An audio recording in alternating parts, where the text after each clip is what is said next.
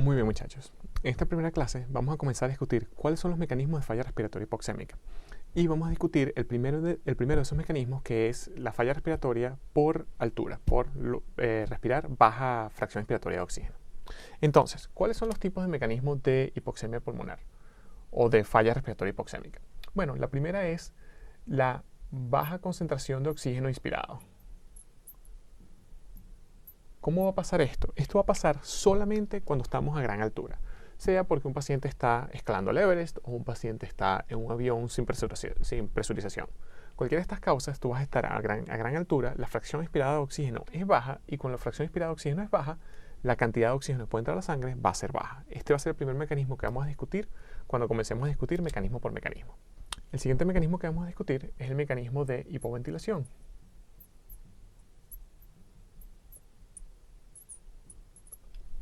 El cual sucede de nuevo cuando disminuimos la cantidad de aire que estamos respirando adentro y afuera, en el cual termina causando una falla hipercápnica primero, con incremento del CO2, y al incrementar el CO2 vamos a ver cómo baja el oxígeno.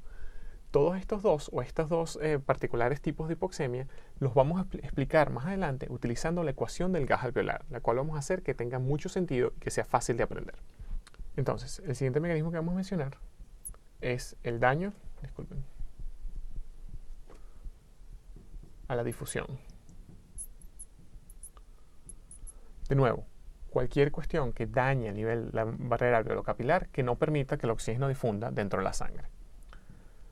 Finalmente, nuestros últimos dos mecanismos va a ser el mecanismo de shunt pulmonar y el mecanismo de relación o daño a la relación ventilación-perfusión, como hemos mencionado. Entonces, cualquiera de estos mecanismos va a causar falla respiratoria hipoxémica de distintas maneras. Nosotros vamos a aprender en estas clases cómo encontrarlos, cómo analizarlos y cómo utilizar nuestro gradiente alveolo arterial para poder diferenciar entre estos distintos tipos. Muy bien, comenzamos entonces con el primero, el cual va a ser la falla de altura, la falla por hipoxemia de altura. Muchas gracias. Muy bien, entonces, continuamos con nuestro primer video y lo vamos a finalizar discutiendo el primer mecanismo de hipoxemia, que va a ser el mecanismo de hipoxemia de altura. Para entender cómo funciona esto, debemos entender cómo funciona nuestra ecuación del gas alveolar y cómo funcionan los gases a nivel de nuestro alveolo.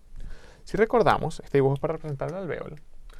Nuestro alveolo es un saco de aire que está unido a una arteriola o un capilar pulmonar, en el cual el oxígeno va a llegar al alveolo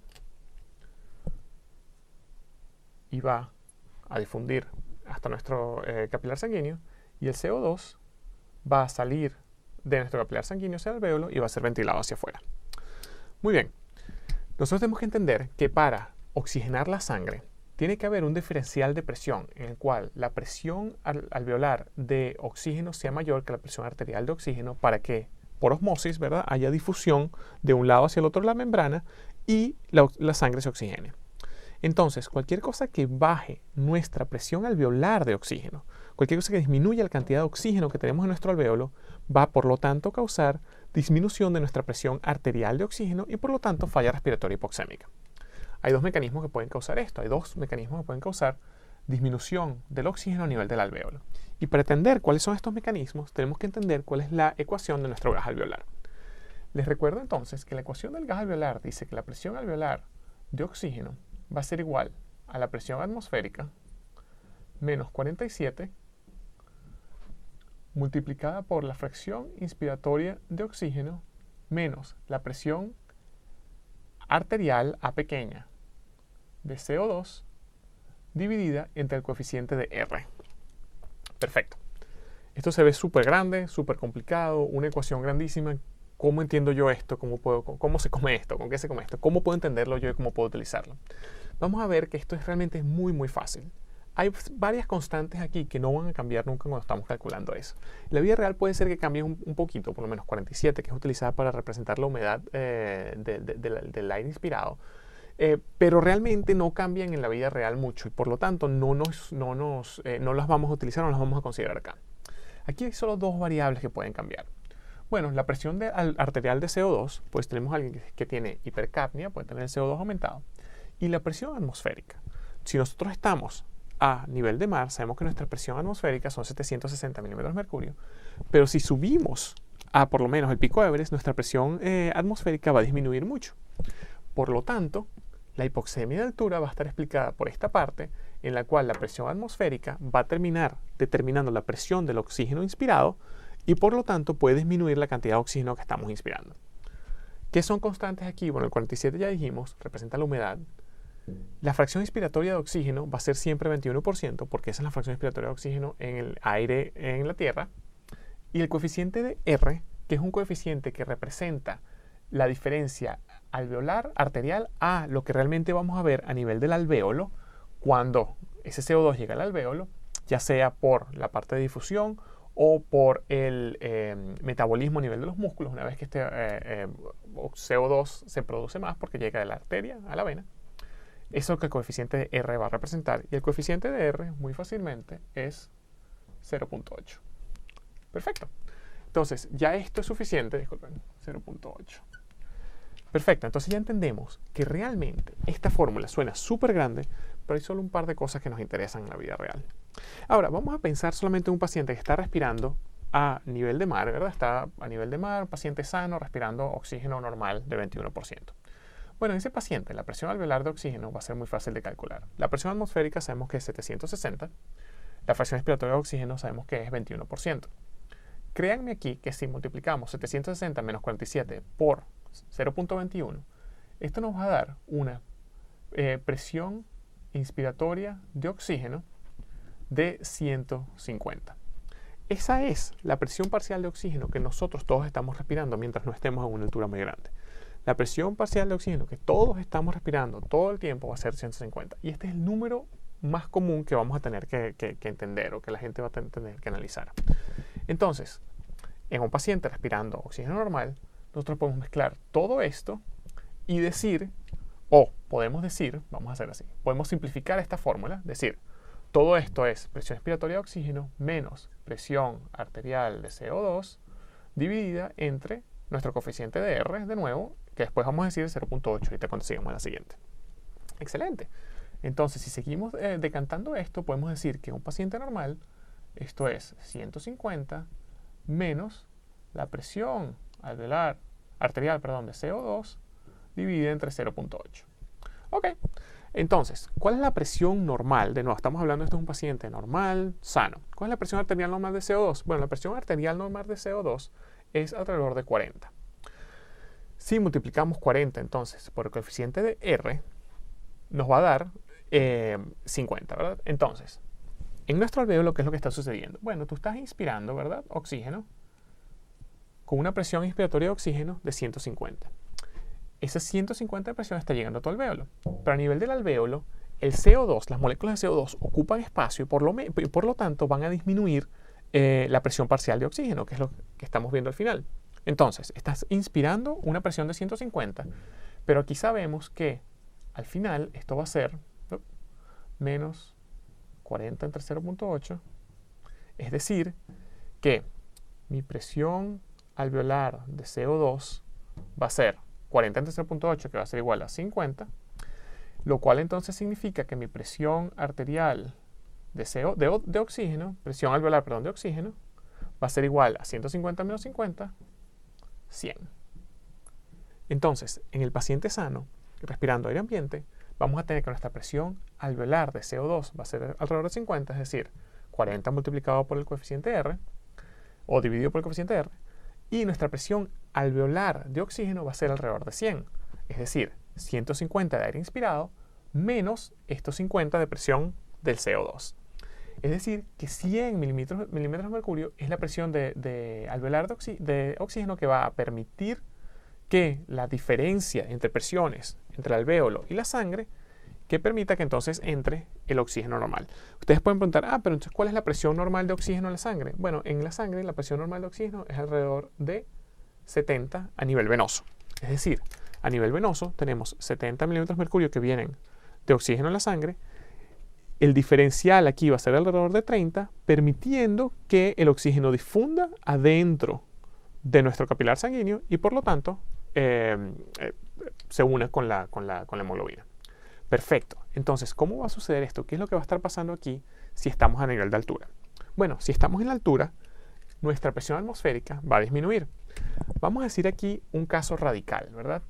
Vamos a poner acá, lo voy a dibujar de este lado, vamos a poner acá que tenemos un paciente que decide subir al pico Everest, ¿verdad? El paciente que decide subir al pico Everest, la presión atmosférica en el pico Everest es apenas de 253, ¿ok?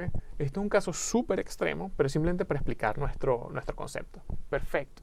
Entonces, en este paciente, nuestra presión alveolar de oxígeno va a ser igual a la presión atmosférica, que acabamos de decir, 253 menos 47 multiplicado por nuestra fracción inspiratoria de oxígeno, ya sabemos que es 21%, menos nuestra presión arterial de CO2, que va a ser normal, va a seguir siendo 50, dividido por el coeficiente R 0.8.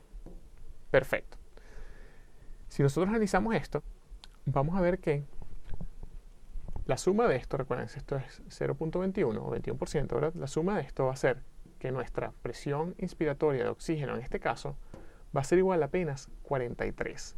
Es decir, pasamos una presión inspiratoria de oxígeno, de oxígeno, presión parcial inspiratoria de oxígeno de 150 a apenas 43. Esto es increíblemente menor de lo que estamos esperando. Ahora tú dirías, bueno, si traducimos todo esto normal, en la misma manera que dijimos acá, nuestra presión alveolar de oxígeno en un paciente sano, de CO2 en un paciente sano, es alrededor de 50, esto causaría que nuestra presión arterial de oxígeno sería negativa, y eso no puede ser. Bueno, en la vida real lo que sucede es que estos pacientes, cuando tienen hipoxemia, ¿verdad?, están hiperventilando, respiran mucho. Y nuestra presión arterial de CO2 va a caer muchísimo. Y en este caso podríamos decir que probablemente va a caer a, vamos a utilizar un número, vamos a decir que es 15, ¿ok? Entonces, si nosotros dividiéramos 15 entre 0.8, vamos a tener que al final, en este paciente, nuestra presión arterial alveolar, de oxígeno va a ser 43 menos 19, lo cual entonces significa que nuestra presión alveolar de oxígeno va a ser igual a 24. Imagínense entonces el efecto impresionante que esto va a causar aquí. Si volvemos a nuestro alvéolo acá y borramos estos números, ¿verdad? Nosotros ahora vamos a tener una presión alveolar de oxígeno de apenas, ¿qué dijimos? 24. Y una presión arterial de CO2, alveolar, perdón, de CO2 de 19. Esta presión alveolar de oxígeno de 24 es mínima. Es decir, que la presión arterial de oxígeno que podemos alcanzar, la mayor presión arterial de oxígeno que podemos alcanzar es 24. Y si ustedes se recuerdan de su curva de disociación de la hemoglobina, esto significa hipoxia severa de un porcentaje de alrededor de 50% o menos de saturación de oxígeno a nivel del glóbulo rojo. Esta es la razón por la cual los alpinistas que deciden subir al Everest, todos tienen que usar máscaras de oxígeno. Ellos primero tienen que poco a poco irse aclimatando a la altura para poder aclimatar el cuerpo, para que la hemoglobina se vuelva un poquito más afín por el oxígeno, para mover esa curva de disociación de oxígeno un poquito a la izquierda, para que entonces con esto la hemoglobina se sature un poco más, para que se produzca más hemoglobina y para que también ellos se adapten a esto y no sufran de enfermedad de altura. Estos pacientes nuevos también usan oxígeno para incrementar su presión expiratoria de oxígeno para lograr subir al Everest. Entonces ya con esto entienden bastante bien el efecto que puede tener la presión alveolar o la baja presión expiratoria de oxígeno al estar a altura. Muy fácil. Para entender entonces tanto la hipoxemia de altura como ya vamos a ver la hipoventilación, lo único que tenemos que entender es nuestra ecuación del gas alveolar. Y lo que realmente tenemos que aprender de la ecuación del gas alveolar son las cosas que cambian. Lo que tenemos que entender aquí es que si la presión atmosférica baja por cualquier razón, la única razón es estamos subiendo de altura, nuestra presión alveolar de oxígeno va a disminuir ya que nuestra presión inspiratoria de oxígeno disminuye. La otra cosa que puede disminuir el gas a nivel del alvéolo o el oxígeno a nivel del alvéolo es si yo tengo una cantidad incrementada de CO2, voy entonces a disminuir también mi presión alveolar de oxígeno porque ese CO2 va a ocupar más espacio en mi alvéolo. Entonces con esto entendemos bien la hipoxemia de altura y el siguiente tema que vamos a discutir va a ser la hipoventilación para terminar de ir sobre nuestra fórmula del gas alveolar. Muchas gracias. Seguimos.